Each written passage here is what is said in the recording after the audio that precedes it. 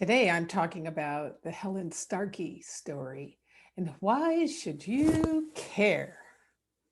Good question.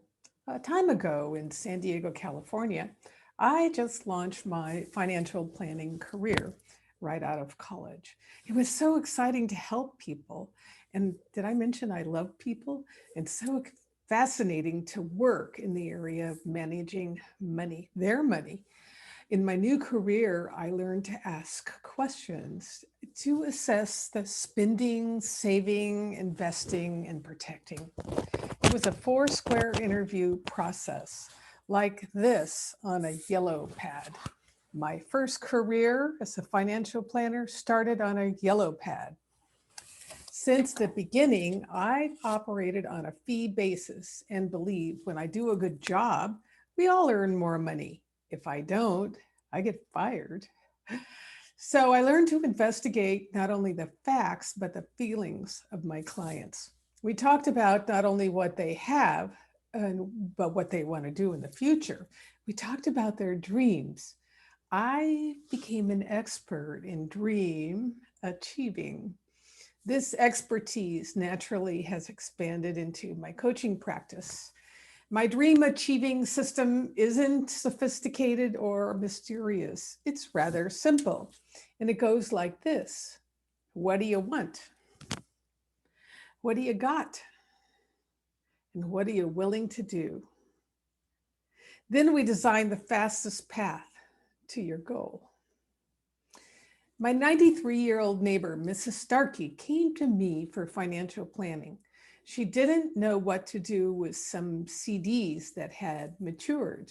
Her daughter brought her in because she didn't drive anymore. Now, my office had a round table with a glass top and four chairs.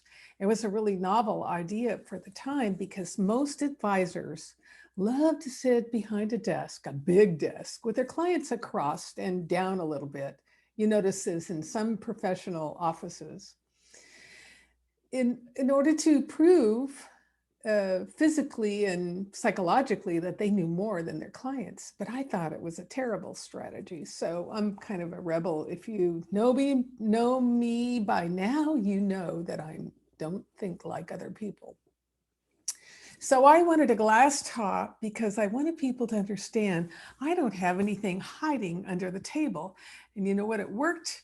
Within a short amount of time, I zoomed to the top of the charts, not only in my company, but in the country, in fee-based financial services.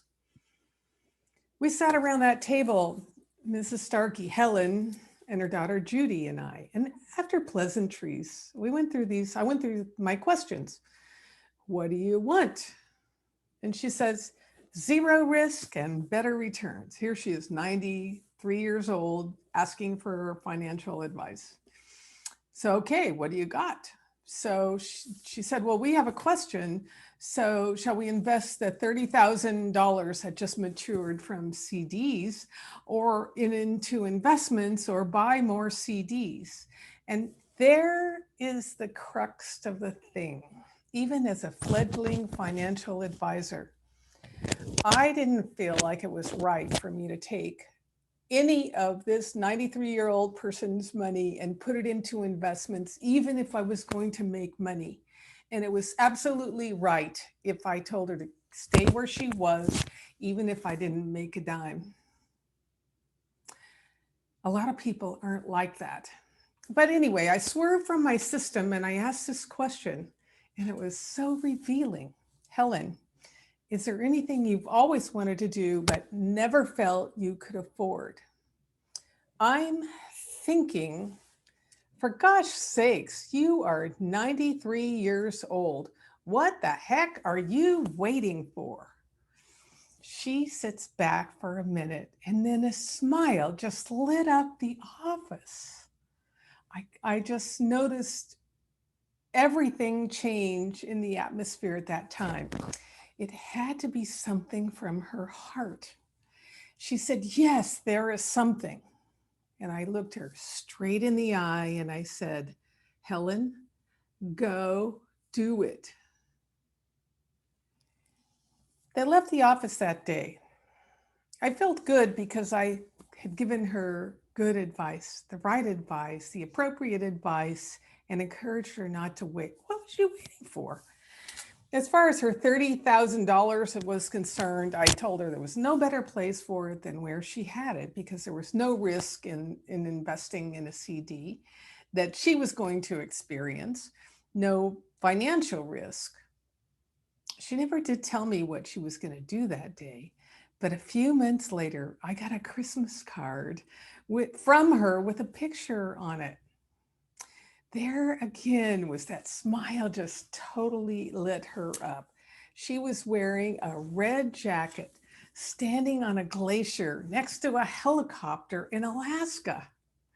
That was what she dreamed of doing. What can we learn from this story? All of us want rewards and investments in life and with no risks, but we need permission to go and do. So as a lifestyle guide, my mission is to cheer you on. Go now while you can. Go now while you can still see well, take pictures, and explore. Go now while you still have teeth. No, well, anyway, while you can taste new foods. Go now and build a life of memories instead of I wish I would have's. Mrs. Starkey is long gone, but I remember her and how she lit up the room with a smile from her heart. If you are considering change in your life, such as stepping into financial freedom, stepping into your next career, stepping into your next purpose, let's have a chat. Don't wait until you're 93.